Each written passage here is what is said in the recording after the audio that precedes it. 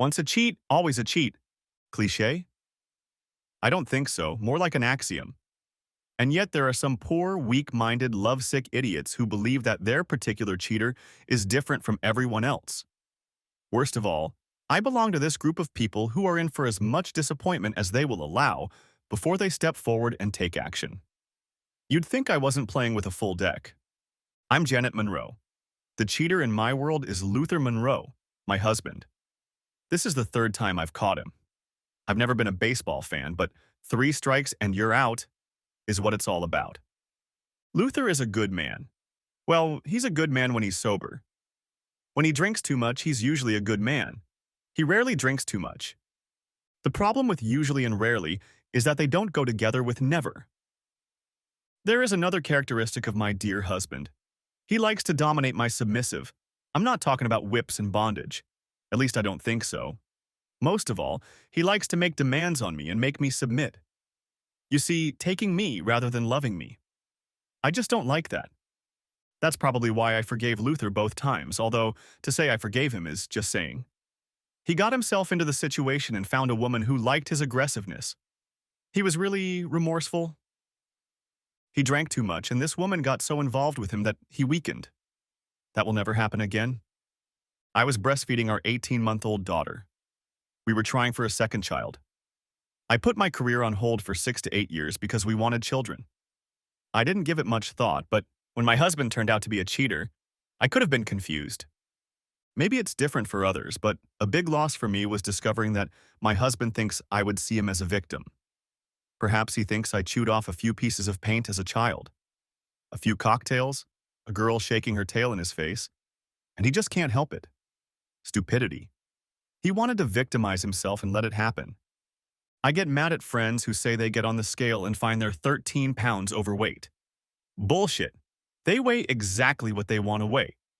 Junk food doesn't take away your brains, it adds to your ass. So I have a husband who is going to go where he doesn't belong, drink more than his libido can handle, give in to his urges, and compensate with regret. I'm the one who's going to regret if I don't prepare myself for what I need to do the next time he regrets.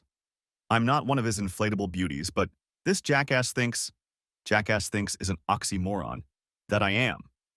I called my former employer and started negotiating to get back to the job I would have had if I hadn't gone on vacation. Understandably, they were reluctant, but after some negotiation we came to this understanding. Over the next 2 years, I would get my MBA and take on a few development projects for an extremely low salary.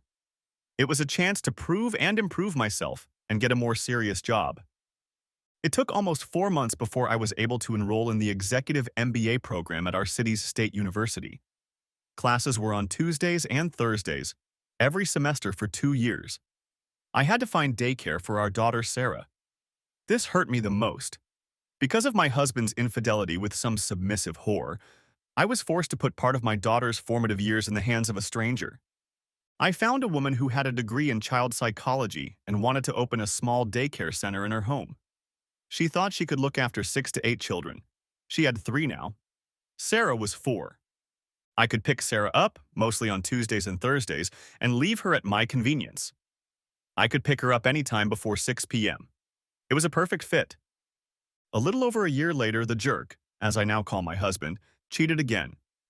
I had about a year left to finish university, go back to work and get rid of him. This time, there was no confession, no feigned grief, just her snarkiness at him. Then I decided not to confess my indiscretion. A couple weeks later, out of the blue, I tightened my warning against further infidelity. I told him that if I caught him again, I would castrate him. He was puzzled. What does that mean? Why talk about it? He thought he was being reasonable. I looked at him. The light was on, but no one was home. A month passed. It was an ordinary morning. Luther said, "Say, I'll be back a little late tonight. I have a business dinner." Business dinners on Wednesdays were becoming the norm for dumb fuck. He had to stay home with Sarah on Tuesday and Thursday nights because I was taking 2 extra classes in the evening executive MBA program. All the students except me worked full-time during the day. "What time will you be home?" I was sure he had nothing better to do than hang around doing nothing, but it would be a few more months before I could get everything I wanted. "Not too late, around 9 or 10 o'clock. What's the name and where is Sarah's daycare center? Sarah had been going there for over a year now. In all that time, he had never once had to find out the name or location, and now it was a question. I wondered why. I swallowed my question, smiled, and answered, Barnett's, 13,129 145th Street. It must be written in the cheater's handbook that your spouse has only one oar in the water, when in fact cheaters are usually sharp as marble. Sorry for mixing metaphors, I was just thinking about it, and suddenly, I'm not all there. Okay, thanks. It occurred to me that I should know that. He walked out of the kitchen toward the bedroom. I was working in the kitchen. I know he didn't expect me to follow him, but I peeked around the corner. He reached into the inside pocket of his coat and pulled out a cell phone. The phone had a green case. I walked back into the kitchen. He carries his phone in his pants pocket. It has a black case. This corrupt bastard has 2 cell phones. He needs daycare info for his new girlfriend, or one of them. Well, that could be useful. I need to take a look at that cell phone. Dumbass came back into the kitchen. We exchanged the usual goodbye kiss, and he left. I had everything ready. It was time to get Sarah up and feed her breakfast. For the first time, I was sure I was going to get revenge on this dumbass. It was a war of wits, and only one of us was armed. I was reading about segmenting markets when the phone rang. I hate calling landlines. The caller ID says Kathy Barnett, and I answer, Kathy, what a nice surprise. How are you? Better, Janet, thanks to you. Having 2 little ones helps a lot. And from such a famous family, too. Well, that fool didn't waste any time. I don't want Kathy to know that I have no idea what she's talking about. Well, or who she's talking about. A local celebrity, I guess. I decide to try it in the dark. Maybe it'll prime the pump. You've got to be kidding me. Ron Ward has written 3 bestsellers. He may not have been famous 6 months ago, but he's a national figure now. I'm behind the times. I haven't read anything not related to marketing or finance in a year. Truth be told, my husband works side by side with his wife. Neither of us knew who she was married to. Oh, so you don't know Mr. Ward? Kathy became concerned. No, I haven't had the pleasure. I'm sure Luther hasn't either. He would be sure to mention it. I was hoping you'd introduce us. Well, now perhaps I can introduce you. He's the primary caregiver for the children in the family. His wife is an executive at some technology company, but you said you knew her. A first-class whore who's also a dumbass. I'll look forward to meeting him. She thanked me again for the recommendation. I was struck by a happy coincidence. Mr. Ron Ward was in the same circumstances as I was, though perhaps not yet aware of it. He had recently become rich, had become the primary caregiver, and was about to be mistreated in divorce court. If he plays along, he'll make a great partner. That's the 3rd strike against the dumbass. Ron Ward. It was the best of times, it was the worst of times, it was the age of wisdom, it was the age of foolishness, it was the age of faith, it was the age of unbelief, it was the season of light, it was the season of darkness, it was the spring of hope, it was the winter of despair. I'm Ron Ward, and I wish I had written those words, not Charles Dickens. I was running them through my head because they fit my life at the moment. Until a few months ago, I was a financial analyst and part-time writer. My 3rd novel, Lucky Fiction, became a #1 bestseller. Shortly thereafter, sales of my first 2 novels also skyrocketed. The novel was a James Bond-style spy thriller. The villain was an unscrupulous, wealthy, and well-connected hedge fund manager. Through careful study, he became an expert on how news affects stock and commodity prices. Instead of waiting for news and reacting to it like everyone else, he developed ways to spread false reports in ways that gave them the appearance of credibility. He made huge financial moves before the false reports came out, and when the rest of the financial world followed, he made profits before the false bubble he created burst. He made money hand to mouth until the unthinkable happened. His rumors came true. He predicted that a 3rd world dictator would stop mining in his country by cutting off the flow of rare earth materials. The dictator read the story, liked the power he could gain, and stopped mining. Then the villain saw an opportunity to create a reaction to the dictator's actions that would lead to world chaos. Fortunately, before the world economy collapsed, the hero spy caught the villain and wrote some rumors that brought the world back from the brink, as he always did. This was the first time I used the concept of fictional writing creating real events. And it wouldn't be the last. My success in book sales was just beginning. I was suddenly being contacted by all sorts of people who wanted to make the book into a movie, and those who wanted to represent me, taking most of my income so others wouldn't take most of my income, or so it seemed to me. Of course, those were the best of times, but they were also the worst of times. Someone said that nothing brings success like success. I can only assume that person has never been successful. Success messes up life a lot. Things are changing. Sure, you can get a wider seat on an airplane, but suddenly there are demands to fly everywhere and all the time. People are looking for you. No one will leave you alone. You've captured the essence. All these changes have affected my marriage. Well, I'm not sure about that. Some things have been hard on my marriage. My wife Maureen is organized and logical. She and a few of her college friends joined a new technology company right out of college. They became a great team. Within a few years, her group was essentially running a company that had grown more than 20 times in that time. I know my success changed her view of order, but it seems to be more than that. Maureen and I have two beautiful children. Our oldest, Ben, is 3 years old, and his little sister, Andrea, will be 2 in 3 months. Maureen is Vice President of Sales and Marketing at Widgets, Inc. She took a 2-year leave of absence to have our children. Ben was born the day her leave started, and 6 months after Andrea was born, she went back to work. I stayed home with the kids. Maureen's spontaneity was close to zero. She liked that I was working a stable job with a small income and dreaming of being a writer. This guy could reliably stay home with the kids and do what he was told. I asked Maureen if she knew anyone who used daycare. I was taken aback, she said incredulously. It's none of our business. The children need us. Pardon me for saying so, but you're being rather generous in using us in relation to yourself, don't you think? No, I don't think so, and how dare you? We had an agreement, our lives worked out so we could have kids and you would stay home with them. And now you want to gallivant. I think the lady doth protest too much. Hamlet. Periodic meetings and monthly book launches can hardly be called chatter. Maureen, calm down. I'm hardly engaging in gallimania. I spend most of my day with our children. What about your sudden change in work habits? Do you spend every evening or twice a week at some extracurricular activity? I know she values stability, but from a while on that meant my stability too. She could do whatever she wanted. Don't you dare throw that in my face. This isn't about me. This is about you not honoring your commitments. I'm not going to do that to you. You have something else in mind, and we're not going to get there by pestering me. I made my point. The argument stopped, and a few minutes later she gave me the name of the daycare center. Thanks to Kathy Barnett, I fell in love with Barnett Daycare. She had a young child and wanted to be a mother, but she needed to make a living. She studied child psychology and decided to open an exclusive daycare center to accomplish both goals.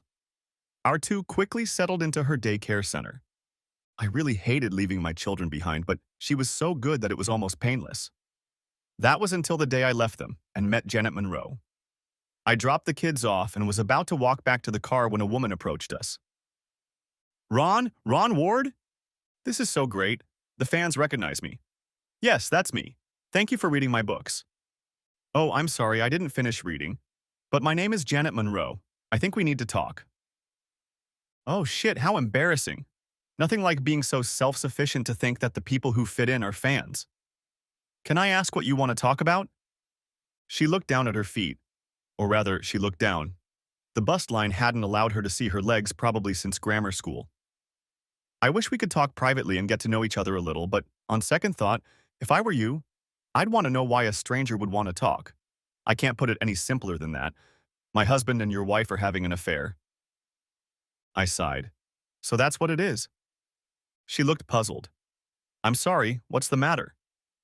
Strange behavior, fighting where we have nothing to fight about, more evenings out of the house, a whole list of things. And then there's the attacks on me for shirking my responsibilities by putting my children in the care of strangers. Oh, you're probably wondering how I know. Well, obviously, you're more informed than I am. I have to admit I'm missing a couple picnic sandwiches. She grinned. Once upon a time, I wasn't the sharpest tool in the shed either. Then one day, a dumbass, by the way, that's my husband's name, dumbass, though some people call him Luther. And then one day, a month or so ago, This dumbass asked me how we were going to take care of the baby. I interrupted her. I knew it. I asked my obviously promiscuous wife if she knew where to watch the baby, and not 10 minutes later she gave me a name. She tried to keep me in the dark, but it allowed her to shed some light. Janet was smiling now. That's how they got caught. As far as I can tell, none of their elevators go to the top floor. Oh, that's a good point. As is the fact that their river doesn't flow all the way to the sea. I can't say about your wife, but I know that if that dumbass's brains were dynamite, he wouldn't be able to blow his nose. We both chuckled. Even stupidity helps in situations like this. Janet continued. I discovered that this jerk had a secret cell phone when he asked me where our daughter goes to preschool. She's been going there for over a year now, and all of a sudden he doesn't care where she is. Well, obviously we need to talk. I'm on my way to a book launch. Sorry, that sounds ostentatious. Not really. It's impressive. I'm reading a book and I'd like you to sign mine as well. How about tomorrow? Well, I usually stay home with Sarah. You only have one? I have two. Bring Sarah to my house for a date. I'd like my wife to catch us together with the little ones. She smiled broadly. Oh, you're just mean. I'm going to like you a lot. What time is it? Give me your address. I gave it, and we agreed. Before we parted, she made me promise not to say anything to Maureen until we had arranged a date. Janet Monroe. When I first saw Ron Ward, I awed. Wow, he's good looking, but he looks serious. The sparkle in his eyes when he suggested we meet at his house didn't justify that calm look. He showed no emotion at all. When he found out about the affair, it was as if he had solved a puzzle. Shouldn't there have been some glimmer of anger or disappointment? Maybe he just doesn't show any emotion. I considered telling the goon that I was going to Ward's with Sarah, but then I changed my mind. I didn't want him to know what I knew and what I thought about it until I had my pound of flesh. And unlike Shylock from The Merchant of Venice, I was entitled to the blood that came with it. Dumbass was going to work. I made his usual toast and coffee and got busy getting ready to meet Sarah. Are you taking Sarah to daycare today? No, we'll be together all day today, but we're going for a walk. Let's see how curious he is. Oh, that's nice. Have fun. And he's out the door.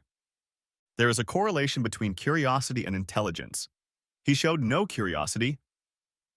Dumbass was clearly missing a few pickles in a jar. Sarah was all excited. Are we going to miss Dunlap's? No, honey, not today. But we are going to see some of your friends. She looked pleased. Her third birthday was almost upon her.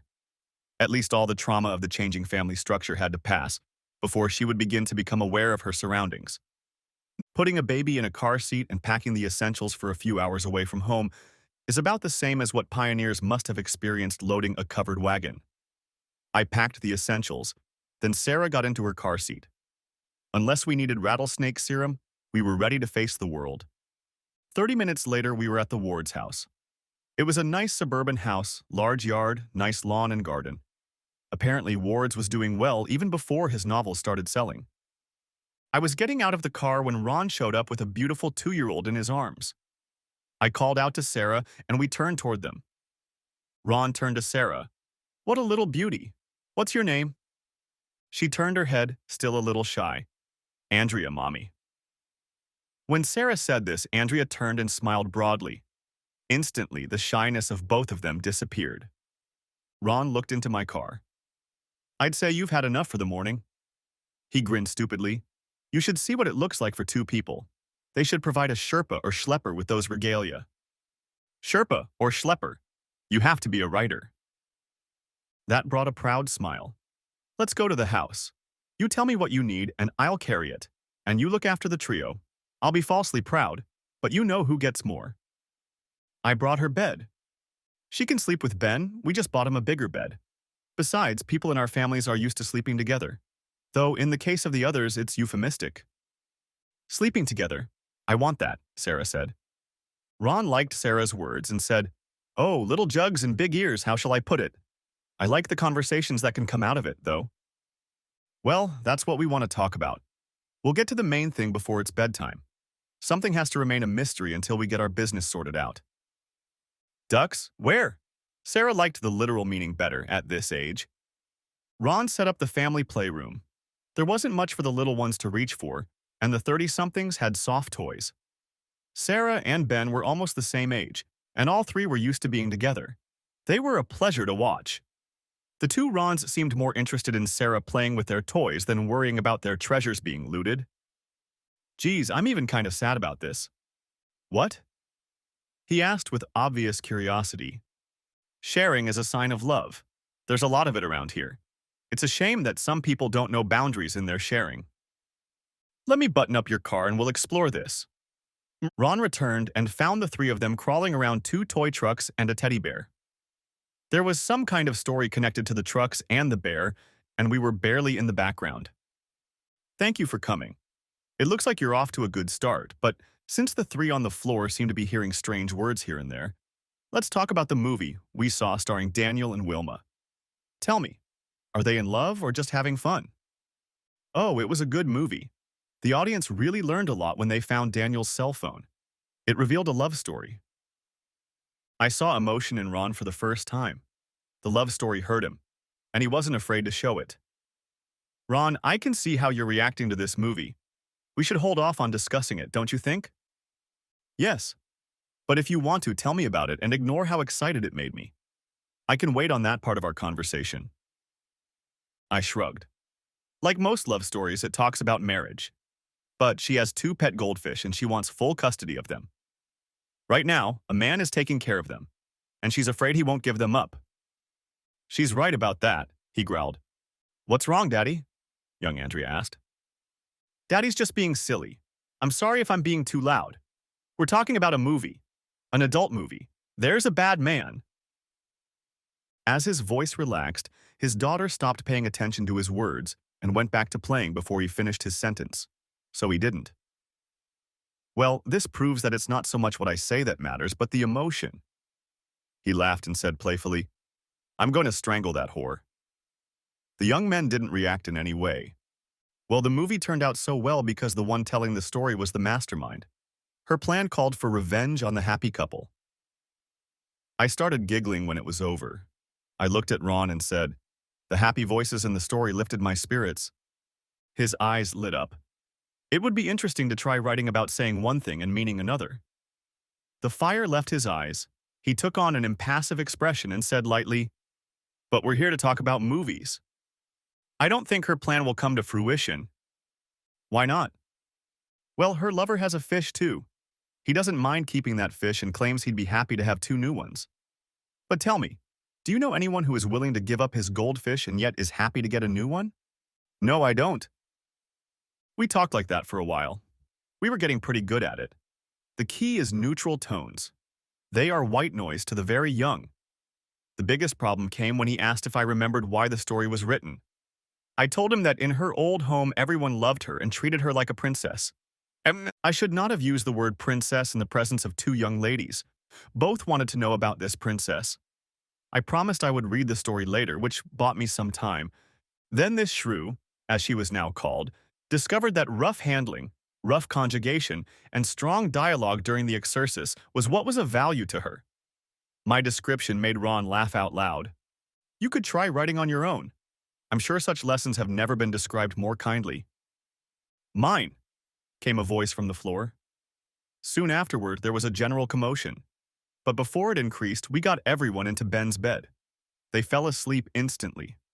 Now we could talk. Ron, I'm so sorry we had to go through that. No, you know it was the best way to do it. Getting news like that in Happy Talk code isn't so bad. Well, it's bad, but it's probably better than details like gross conjugation. He chuckled. I explained Luther's first and second time as well as my threat. Now that dumbass doesn't think I'm being serious, but he's dumber than a box of rocks. Ron looked at me with a serious expression. And that's why you take him for granted? Puns aside, he'll be sorry yet. Well, apologizing for you would seem to entail trauma for him. I'm not sure I'm looking at jail time for that. Ron, you don't have to get revenge on me. Revenge is not inviting them over for tea and crumpets and when they reach for a second crumpet saying, no, no, this is my revenge. No second crumpets for you. He laughed. That's what I want. I want that bitch to get what she deserves, which is nothing. But if I get divorced, she'll prosper and I'll be totally screwed. Lose Ben and Andrea. I don't want that. If you can tell me how revenge will make me a better person, I'm in. It's a challenge, but not as big as you think. Dumbass has strong qualities we can count on. For example, he likes to chase skirts. He can't help it and he's getting worse. Second, he gets worse and worse when he drinks alcohol. Ron thought for a moment, then said, "So if my wife catches this dumbass with another woman and gets back at him, it could make... It would have to be done in such a disgusting way that she would be left on the losing end. The jerk would get his punishment and we would live happily ever after. A crime of passion planned by people who have no part in it. You should write fiction, though a story like that would be hard for people to believe. With the dumbass, it's simple. He wanders around depriving some village of an idiot. The more he drinks, the more he drinks. Pecker is an interesting choice of terms, but understandable. So getting him into bed with the second alternative isn't a problem. Our problem is that Maureen isn't set on revenge. Sad. She just needs encouragement. Does she read your books? Not so much lately, but it's an important part of my process. I'm sure I can encourage her again. What do I write about? Ron Ward, what a woman. I don't remember meeting anyone like her. Janet is warm and caring. She is intelligent and witty. We've found a common ground. We are close, closer than having common cheating spouses would suggest. Our connection is in who we are. We are alike in spirit. I'm curious. Why am I thinking about her? She suggested a way to get back at our cheating spouses. It's chilling, but my thoughts of her are the opposite. Why did Maureen lose her way? My connection with Maureen is practical. We became lovers because we were good together. We were comfortable, we were compatible, boring. I never thought of it that way. I liked that we were so predictable. We dated and found that we wanted the same things, that we were both smart and ambitious, and the more we learned about each other, the more obvious it became that we should get married. Could Janet and I really be so cunning as to let a dullard and a whore self-destruct? Are we really that wise? Or, better yet, are they that stupid? Janet knows Luther. She says he has two predictable traits, and Maureen is predictable too. Can we capitalize on that predictability? Janet and I would never be that predictable. Janet calls herself a planner. I would call her an innovator. Maureen pulls tasks together. To her, it's a plan. She went on vacation, had her son, got pregnant as fast as she could. As soon as her daughter could go 9 hours without eating, Maureen went back to work. Completing one assignment after another, she never became a mother. Rather, she had 2 children. I stopped myself. My thoughts scattered in all directions, which is what I do when I create. I write down my thoughts and then sort them. What makes me jump from one thought to another? Just a few hours spent with Janet gave me an idea of what happiness looks like. She wanted revenge. But our meeting wasn't about revenge. She knew she was giving the worst news imaginable. She was more concerned about how that news would affect me than she was about me becoming her accomplice. It was further complicated by the fact that I had to find a clever way to break the news in front of 3 toddlers. There was a kind of lightness to it, a humanity shown to me and the children. Janet had a purpose. More than a purpose, it was her purpose, her holy grail. And at the same time, she cared about me, a stranger. Maureen and I had never shared that kind of humanity. Passion? Yes. Partnership? Yes. Love? I suppose we did. But real caring? Not really. Maybe Maureen had found it in Luther. I leaned back in my chair and stared into the void. Maybe I was wrong. If I felt something related after only a couple hours, maybe it was okay. Maybe Maureen just got on. Bullshit. I didn't entertain Janet and I don't intend to. I'm not conspiring with her to take our children away from Maureen. I'm conspiring with Janet to prevent Maureen from intentionally hurting me. I want to think of my wife as the person I thought I married. Either she's changed or I misunderstood her, but she's not the person I thought I married. I pride myself on my prudence. I see the virtue in being prudent. Perhaps that's how I want to live my life, but right now, if I'm prudent, I'll be nailed to the wall. I have to set myself up to be unreasonable.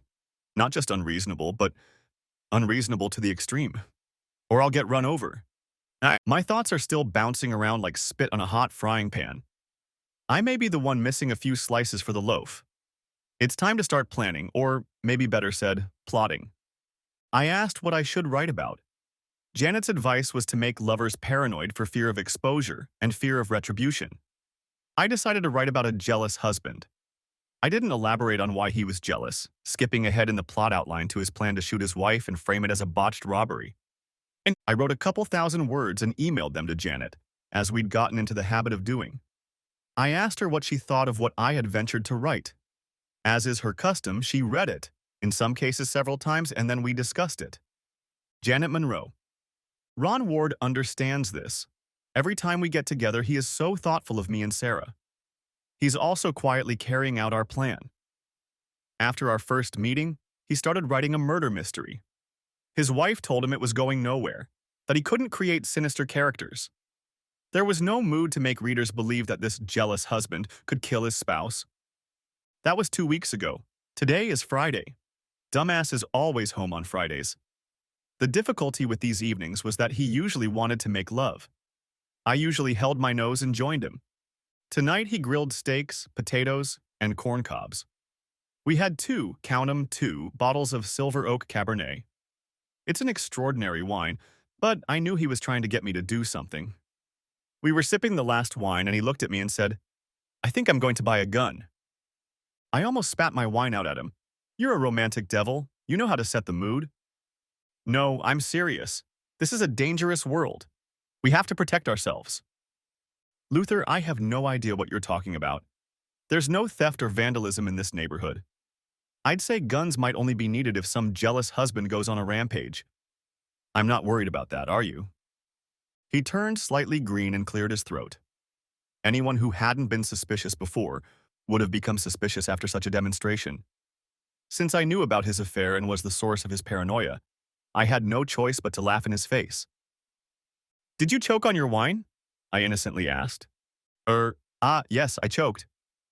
"Luther, I hate to say this, but you're so dumb that if you threw yourself on the ground, you'd miss. You don't know how to handle a weapon. Why don't we quit drinking and go to bed?" Telling a woman you're buying a gun and then inviting her to bed, his cornbread still soft in the middle. I'll admit, the wine had an effect on me. Besides, he always passed out after a quick and not-so-pleasant session, and afterward I could get up and check his second cell phone. "Why not, you old charmer?" We headed for the bedroom. Not 15 minutes later, he was already snoring and I was pulling out his cell phone. My dear hubby reminded me a lot of Einstein. By this point, they were both dead. He had password-protected his second cell phone, the same password as the first. Dumbass and his room temperature IQ. And I opened the phone and found there a steady stream of messages about jealous husbands and gun purchases. Maureen was scared to death of guns, and Dumbass offered to buy her a stun gun, yes, with a laser sight, for $400. She asked him to buy it. He asked her for $400. Adorable. A new message came in. "You were great yesterday. When can we do it again?" The message was from RB, clearly not Maureen Ward. Dumbass is already cheating on his future spouse. I knew it was only a matter of time. Ron Ward? I was starting to like our little baby dates on Mondays and Wednesdays. It was becoming a game to speak in a tone of voice that would not arouse the children's suspicions or give them verbal clues that might provoke them. Janet was telling me about a book she was reading. The point is boring. She tried a new twist, apparently saying the opposite. It has a lot of joy in it. A man named Dumb A decides to arm himself with his bedside table and encourages his round-heeled friend to do the same. "Really?" I muttered back. "And to put it the other way around, how would he feel about nuggets?" I looked down. The two young ladies weren't happy with Ben. He just doesn't play with dolls. It didn't look like they were listening to us. "Ben, why don't you get that truck you love and let the girls have fun with the dolls?" Ben took this with mixed feelings. He knew he really did like the truck better, but torturing his sister and her friend was still better. However, after taking one look at me, he decided that the torment was over for the day and moved toward the truck. "Yeah, Fluffy is a bug in a rug. But she's not herself. He's going to buy her an electric scooter, well, with your money." "Oh, I like that," I said, trying to feign disappointment. It's so much fun learning to say one thing and look like you're saying something else. But you haven't heard the best part yet. Dumbass A has not one, but two new horizontal male sex organs. Now he's cheating both in the game he's playing and the next game he has on his schedule. It's bad to cheat, Mommy. You're very right. You would never cheat, would you? No, I'm a good girl. Sarah made a satisfied look and went back to her game. The fact that she knows that word says a lot about the kind of house she comes from. Janet said it carelessly, but you could see in her eyes that she meant it and it hurt her. I spoke in a neutral tone. I was close to despair. I had no idea how this story was going to end. Janet looked at me, then smiled widely. I told you, some things are as predictable as the sunrise. Well, the table is set, but how do we get the right players in place? Admittedly, that's not such a guarantee. But I'm not just hopeful, I'm almost certain. She had a knack for talking non-stop about everything in the world. Round heels will be in her quarters. How will her partner know to send her to find Silent A? She hesitated and apparently couldn't find a cute way to get her point across. We need to wait until bedtime. I looked back at the three of them, and they hissed.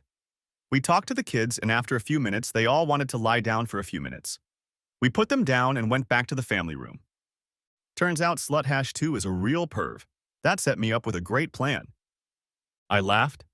What's so funny? She asked.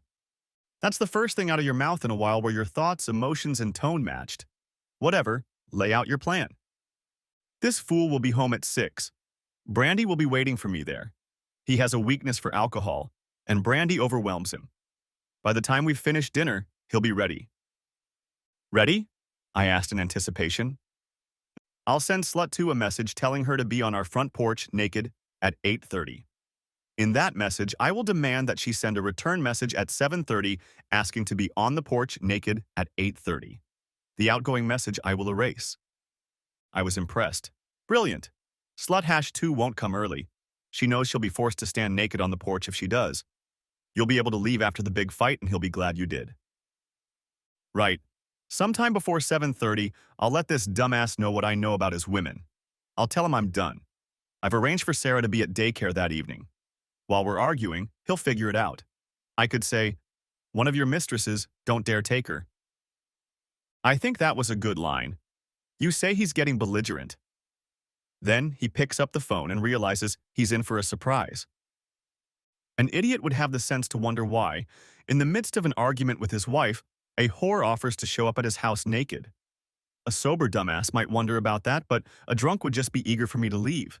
When he's drunk on brandy, it'll be like falling out of a stupid tree and hitting all the branches on the way down. I'll pack up and be on my way by 8:15 or 8:20. If I'm lucky, I'll be able to grab his phone in time to take him with me. What if she doesn't answer the text? I'll improvise, but I bet she'll answer. She's a piece of work.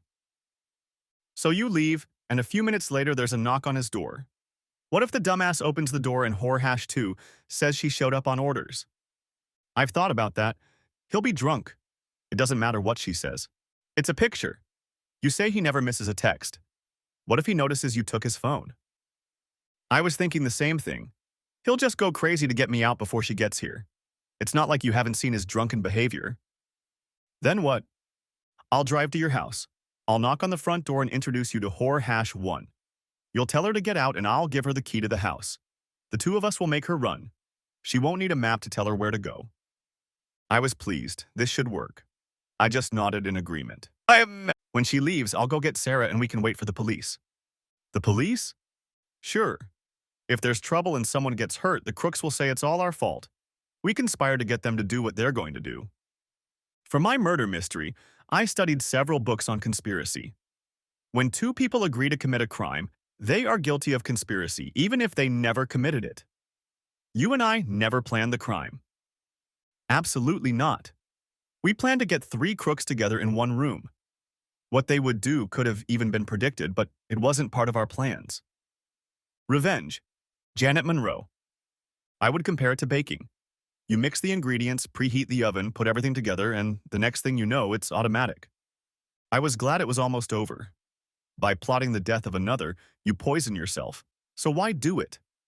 Not plotting their demise is much worse. The dumbass continued to deceive, and I smiled. Not my fault he couldn't see the gloating in that smile. What hurt me the most was that I got what I deserved. From the very first time he confessed, I knew this day would come. It was my choice to end things on my terms. The time that had passed was my own purgatory. Now my graduation was secured and I could proceed to finish the game. The ingredients were gathered and mixed, but I had never baked this cake before. What if it failed? My potential for success lay in the bad character of two sluts and one dumbass. How could that be? Could it be that I'm all foam and no beer? Ron Ward. Creativity is a gift. I have used it to keep my wife from committing a great injustice. I'm afraid I've crossed the line and now I'm doing the injustice myself. If Maureen is seriously injured or even killed today, what will I tell our children? On the other hand, if I did what I had been taught, I would lose my children. And who knows what evil she would tell them about me. I had a choice to make. Either be evil and keep my children safe, or be kind and allow myself to be harmed. The choice was obvious, just not easy. A knock on the door. We were enjoying a pleasant evening at home. Maureen wanted to indulge in some lovemaking, but I had to make sure we were dressed as we had a guest due at 9 o'clock that evening. Around 5, the doorbell rang. Maureen lay on top of me on the couch and said she would open it now. I squatted down next to her. She opened the door. She was greeted with the words, "You must be a whore." I pulled myself over to Maureen and looked at Janet. "Janet, what brings you here at this hour?" "Ron, do you know that your slut wife is having fun with my fool of a husband?" "What?" I tried to feign surprise. "Ron, don't listen to her. I have no idea what she's talking about." And then Janet reached into her pocket and pulled out her cell phone. Maureen's purse, which was hanging on a hook by the garage door, began to ring. I walked over to the purse, opened it, and discovered a second cell phone. I couldn't open it. "You have two cell phones, Maureen? And I can't open this one?" "Ron, I swear I don't have an affair." "Then open the cell phone." "I really shouldn't. Does it have secrets from work on it?" "Is that a question, Maureen, or a statement?" Janet spoke up. "You don't need to see her cell phone, Ron. That's all there is. Maybe it's not an affair and they're planning to get married. You're going to lose your kids." Janet and I decided to add this because I knew Maureen would hear it and be sure of my anger. Maureen decided it was time to take offense. "I'm sorry, Ron. It just happened that way.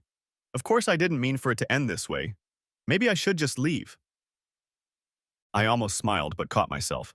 "Pack up your stuff for a couple days and leave." She went upstairs to the bedroom. I closed the front door. I pointed to the family room. Janet handed me the house key and quietly walked away into the darkness. I stood in the foyer and waited. Not 15 minutes later, Maureen came down the stairs. She was crying and visibly shaking. The paranoia caused by my letter and the unexpected visit had thrown her off balance. I don't know if she thought Janet had left or if she had simply forgotten about her while she and I exchanged hurt and offended looks. "I'm going to file for divorce. I want custody of the kids," she declared. I reached out, took her wrist, raised it to chest level, turned it palm up, and put a key in it. "This is the key to your lover's house. Don't let the door hit you in the ass on your way out." "Did you hear what I said?" She was growing more determined. "Or even better if you heard what I said. Get the hell out." "Can I have my phone, please?" "No, sue me. Get the hell out." Surprisingly, she turned around, grabbed her purse and wallet, and walked away. I was glad I grabbed her phone in time. I could make out that she had a stun gun. I heard the garage door go up and saw her car pull out and drive away. I closed the garage door and turned on the light in the family room. "What's new?" Janet asked with a hint of a smirk. "I don't have anything much. What about you?" "Well, you know, the same old stuff. Pimping for ex-husband with whore-2 and encouraging whore-1 to go and catch them." I burst out laughing. "Damn good plan so far. We'll see. Go get Sarah." And off she went. Janet Monroe. I picked up Sarah and brought her back. We set up his guest bedroom so that I could sleep on the double bed, and Sarah could sleep on the big pillows. Not ideal, but it would do for a day or two.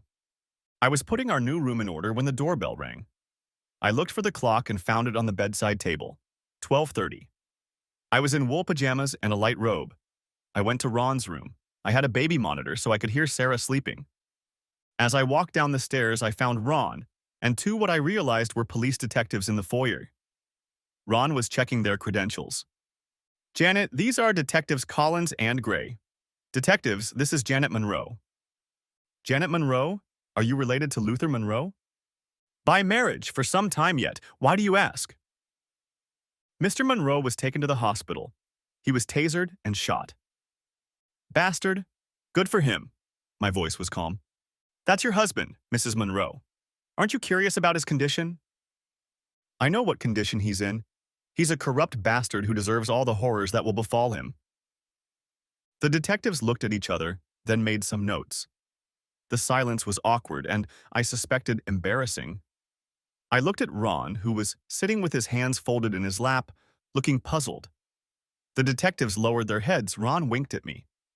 Detective Gray, who was questioning me, continued to look down. Detective Collins started with Ron. You don't seem very concerned, Mr. Ward. About what? Ron froze. About your wife, for one. She's obviously not worried about me. Why should I be concerned about her? You haven't been told anything about her. You've shown no concern or curiosity.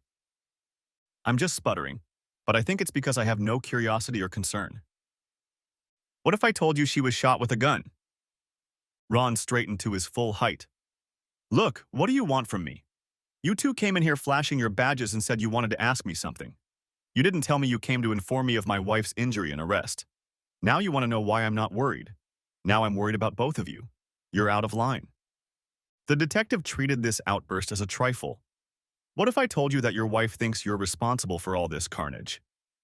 You got me, Ron said, and laughed. It was more like a giggle. So you admit it? The detective asked. Admit what? That you are the cause of the chaos that occurred at Mrs. Monroe's house tonight. Sam, I have never been in Mrs. Monroe's house. I've never met Mr. Ward. Why the hell, pardon the expression, am I responsible for this? Your wife says you made her do it. Ah yes, my mind control, Ray. I had completely forgotten about that. Mr. Ward, this is a serious matter. This is a criminal investigation. I suggest you take it more seriously. The detective shook his finger in front of Ron's face. I have a better idea. If you have a serious investigation, take it seriously and talk to those involved. Ron jabbed his finger directly at the detective. We can arrest you, Mr. Ward. I can sue the city and you personally, detective. Both sat staring at each other. The silence was broken by Detective Gray. I think we took the wrong tact. Let me ask you, did you send your wife to the Monroe house knowing that Mr. Monroe would be there with another mistress? Of course, Ron and I said at the same time. And you don't see any problem with that? I intervened first. Look, we knew about their affair. My husband told his wife they were getting married. In the meantime, that cheating bastard is having fun with everything that floats by. I thought it would do that whore he, pointing to Ron, is married to good to know what she's getting into. Let's call it selfless service to the community. Did you give her a key to the house? The detective asked. Well, actually, I gave it to Ron, who gave it to her. Why did you do that? I don't need it anymore. She's about to marry a womanizer, so she might as well have it. Said it. You knew she'd use it tonight and catch Mr. Ward and his lover. The detective leaned forward as if about to prove a point. Did you know? No. I fervently hoped so. Look, I don't know what they or she told you, but it's simple. We hoped they would come face to face with their bad behavior. It did them good. Mrs. Ward says she bought the stun gun because of you. A glance at Ron. She bought it because Mr. Monroe wanted her to buy a gun, and she hates guns, Ron said. How do you know that? It's written on his phone, I said, holding out my phone. We're going to need it. It's evidence. I held out my phone to him. I'd saved it in the cloud anyway. Mr. Ward, the detective said, your wife told us you wrote a story about a man who, as a writer, plans to kill his wife. Well, I'm just in the process of writing such a story. I'm an author. She also says she overheard you buying a shotgun. Who are you people, really? Overheard me buying a shotgun? From whom?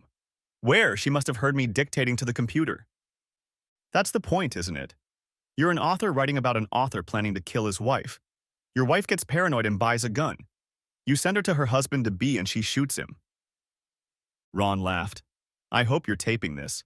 You want me to feel bad because my wife, the cheating whore, has guilt because she's a cheating whore. That guilt makes her paranoid because her author husband is writing this article. Either her guilt or her paranoia is causing her to hurt her lover. And it's my fault, in her opinion, right? They didn't seem to want to answer that rhetorical question. After a pause, the second detective spoke. There's also the matter of Mr. Monroe's injury. Mrs. Monroe, Mrs. Ward, told us that you promised to castrate your husband if you caught him again. Promised. The detective said, let me outline the scene for you if I may. Mrs. Ward entered the Monroe home using your key. She passed into the bedroom and found Mr. Monroe and Miss Morgan there on the bed. He was kneeling behind her. She was on her knees and lying face down on the bed. They were engaged in copulation. Mrs. Ward shrieked, grabbed a stun gun, and shot Mr. Ward, I should say at the moment of joining Miss Morgan. Damn it, I knew she was capable of that. Janet's face reflected genuine joy. The detective looked at me and shook his head. The shock from the stun gun knocked out both Mr. Ward and Miss Morgan. Miss Morgan's arms were secured on either side of the headboard of the bed. They were loose enough that she couldn't use her hands. As she regained consciousness, she reached for the bedside table where Mr. Monroe had placed the gun. Ron said, Maureen was right. Ordinary people get in trouble with handguns. Miss Morgan found herself crushed by the weight of the unconscious Mr. Monroe and stunned by the indirect blow of the stun gun. She swung the butt of the gun at Mrs. Ward, who was standing by the bed at the time, and struck the unconscious Mr. Monroe with her shoe. The gun went off, striking the outside of Mr. Ward's thigh. Mrs. Ward was hit in the side of her face. Her eye is badly swollen. She may be disfigured. Ron breathed a sigh of relief. I can live with that. I hope she can too. May I ask why you're here, Mrs. Monroe? One of the detectives asked. I plan on living here temporarily while we finalize 2 divorces. So you and Mr. Ward are close too? Ron smiled and I replied, well, we're friends who were thrown together by spouses whose vows meant nothing. But for now, that's all we are. I think we both hope it can become something more, but time will tell. I couldn't have said it better myself, Ron repeated. He turned and looked at me, and for the first time I saw him as more than just the father of my daughter's friends. There were a few more questions, but in the end, none of the officers could figure out what crime we had conspired to commit. I advised this dumbass not to buy a gun. I even had a recording of that conversation. I also had a tape of our last argument. Apparently the knucklehead said I told him I'd be back, and that's why he pulled a gun. I didn't say anything like that. I think that dumbass's lies are what got him off our backs. Blended family, Ron Ward. We didn't make a big deal of it. We didn't have a plan. The night I kicked Maureen out, we decided it would be easiest for Sarah to spend time in the house. She spent a lot of time in ours. Shit, not ours, not anymore. I looked at the clock. 8:30 in the morning. 8:30? I never sleep before 8:30. I got up, threw on my robe, and went downstairs. I was already halfway down the stairs when I smelled coffee and breakfast. Soon, 3 little voices giggled and began to enjoy their breakfast. And then I walked into the kitchen and saw Janet sitting with them with her back turned to me. Your mom's going to be gone for a while. Sometimes these things happen. I know she still loves you both. What about me, Mommy? Sarah asked. Honey, this isn't about you and me. This is about Andrea and Ben and their mom and dad. She's not here right now. Andrea asked, Miss Janet, will you be here? Janet paused, and I uttered, Good morning, everyone. I will try to answer your question, Andrea. Janet and Sarah will be staying here as our guests.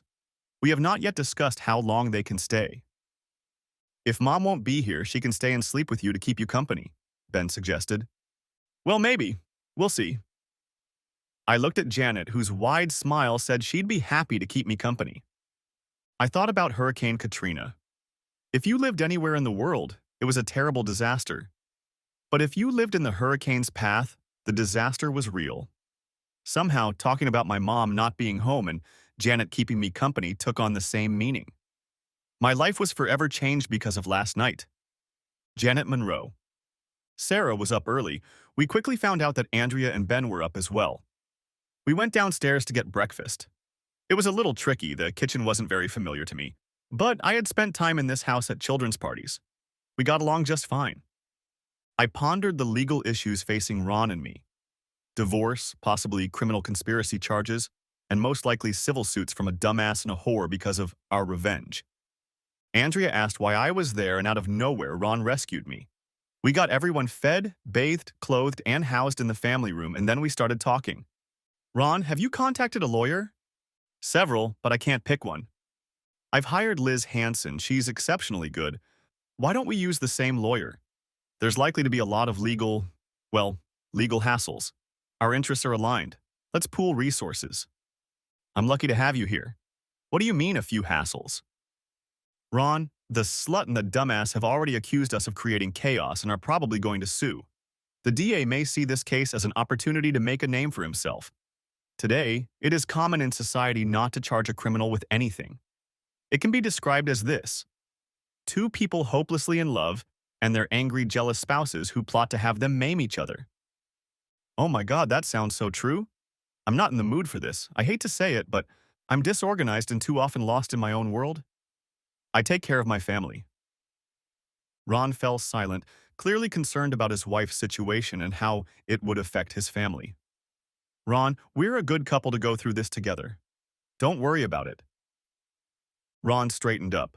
The tears never appeared. Speaking of which, why don't you move in here? The bedrooms at the end of the hallway share a bathroom. You can take the big one, and Sarah and Andrea can take the other. Ben can take the room between your bedroom and mine. He won't mind going to the bathroom across the hall. You use this room for writing. The study in the foyer has always belonged to Maureen. You and I could share it. That would be perfect. I'd like that. I can help you, I know I can. But I need your support, too. You're extraordinarily strong. You just don't know how strong. He smiled at me. The kind of half-smile that meant he appreciated my words, even though he thought they were lies. That pleased me. I knew he would see the truth in my words because I leaned on him for emotional support, and he was providing it. He knew the truth about what I needed and what he was giving me. He was the one who told me that the greatest gift you can receive is helping those you love. Suddenly, our lives became a support system for lawyers. I was filing for divorce from a dead man. Ron filed for divorce from whore-1. The whore was arrested for assault with intent to do grievous bodily harm. Slut-2 sued slut-1 for assault causing bodily injury and mental anguish. Dumbass sued whore-1 for his injuries. Turns out he is now impotent and unlikely to ever be able to get it up again. Dumbass and whore-2 filed several lawsuits against each other, but they were all eventually withdrawn. But we ended up doing what families do. What a day. I walked in the door, exhausted. I'd spent 2 hours preparing with our attorney and another 2 hours interviewing several ADAs. I hate to say it, but better you than me. How'd it go? Ron smiled and handed me a vodka and lime tonic. I had a fight with Liz, mostly. She wanted me to gloss over the fact that we were trying to get a slut and a dumbass together. I told her there was too much evidence on the phones that we wanted them together. Our defense was that two people conspiring to bring three other people together was not conspiracy in any sense. The ADA had to agree. I think that part is behind us now. We've made a lot of progress here too. I've been watching them. They're confused. Sometimes the two older ones want to be together. Sometimes the two girls want it. But never brother and sister. Eventually, they figured it out and I got a chance to sit with the three of them and talk about love. Love? Not about arguments and fights? No, their problem is that three is not a good thing and they are in the worst of combinations. They just need to realize that since they love, they're going to get hurt sometimes and they need to learn how to express it without fighting. All the legal intricacies have been forgotten. I know he's doing this intentionally. Relationships are important. Family is important. The world doesn't run us in our home. But this is not our home. We are not a family. Whore-1 was eventually found guilty of assault, and because of the injuries to the deceased, she received 3 years in prison. Her behavior also ruined her chances for custody. A scar on her face and months of dealing with lawyers plunged her into depression. She didn't want to see or be seen. Dumbass had been shot in the left leg. He, too, was an embittered and broken man. The stun gun made him unable to get up, and it made him vindictive. The legal battle between him and Whore-1 was epic. He managed to convince the jury that what she did to him was wrong, but in the end, they did not sympathize with him. He was only awarded $100,000. It turned out that in the divorce, I was able to convince the court that the jerk had spent too much of our joint assets on a bunch of lawsuits that were a direct result of his womanizing. Everything he had left, including $100,000 from Whore-1, was awarded to me. The exchange of that money was the most satisfying of all.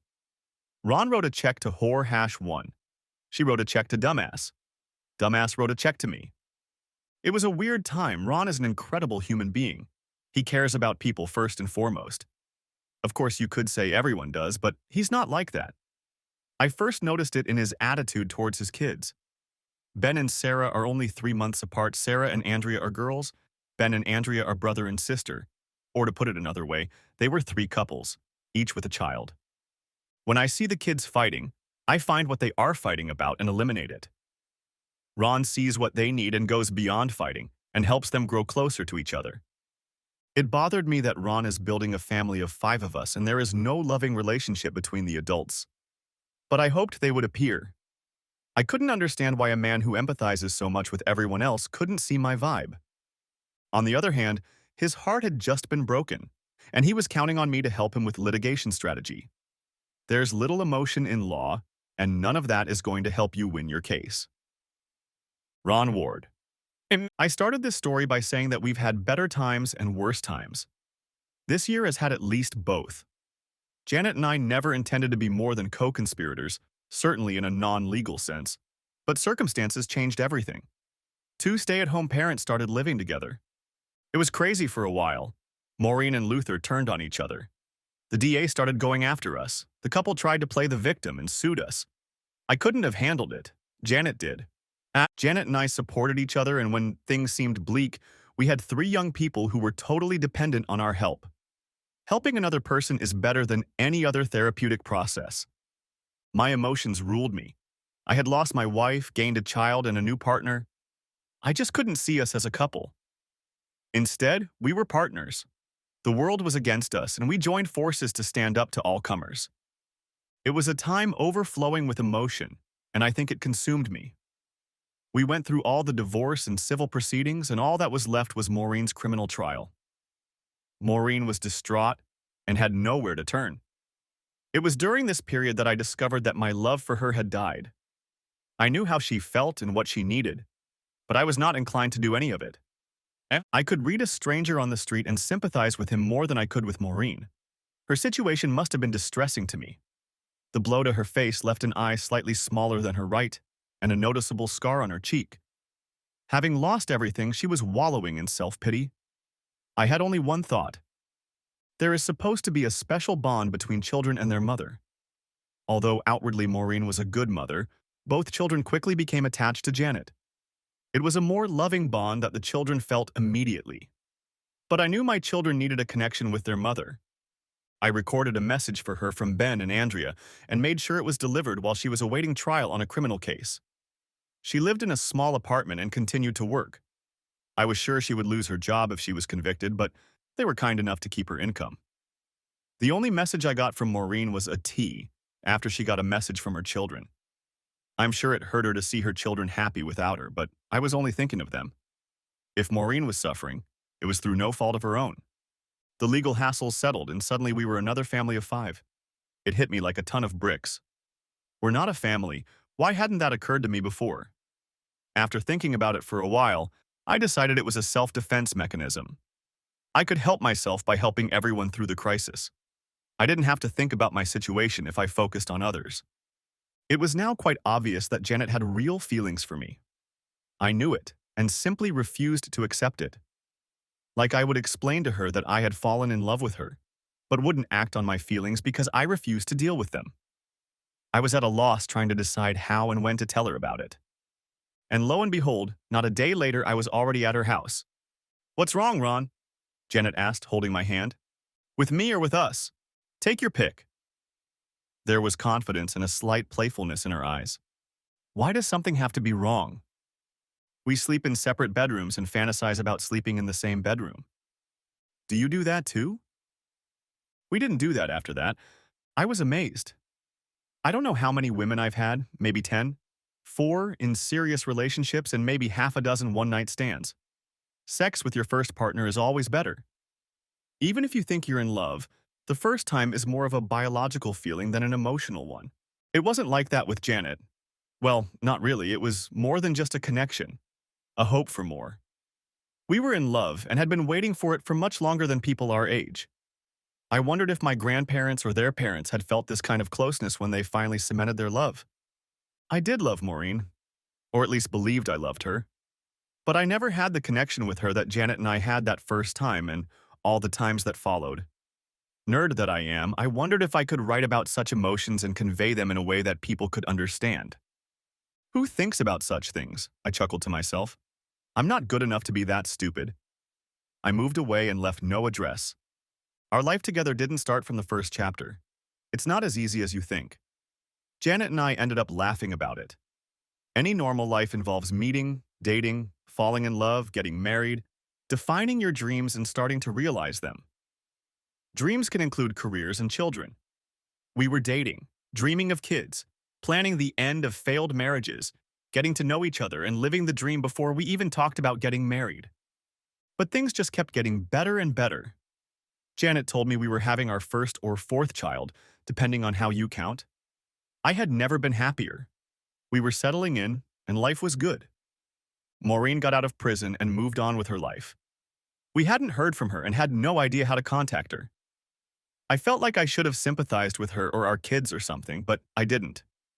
Janet was having problems with her previous and future employer. They had an opening and were preparing her for it, but she wanted to go on maternity leave. She came back and worked until she gave birth, so it seemed to me. But her purpose changed. She no longer wanted or needed a big job. She spent time training her replacement. She negotiated a return to a smaller position. Who does that? I found out about her planned demotion one night after dinner. We were enjoying 3 children and waiting for the 4th while she explained what was going on. The supervisor got flustered and asked why I wanted to take a leave of absence and then go back to a lesser position. Do you know what I answered her? No, I'm almost afraid to ask.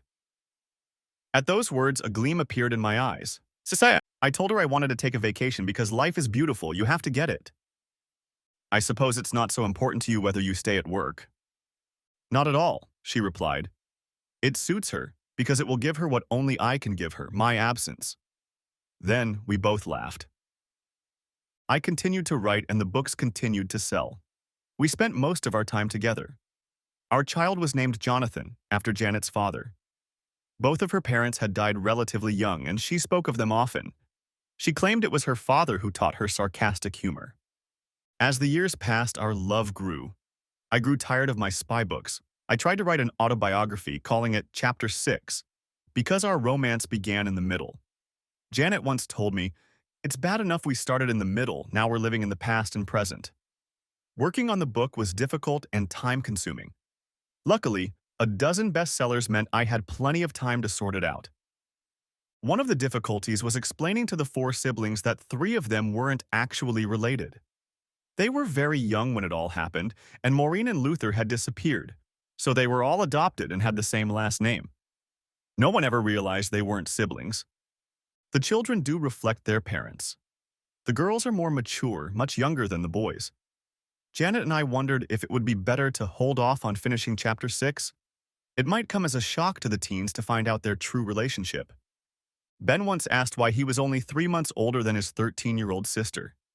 Her answer was priceless. Said, "I don't have the time or pencils to explain it to you." Thanks for watching. I hope you enjoyed. Subscribe to my channel and watch for the next video.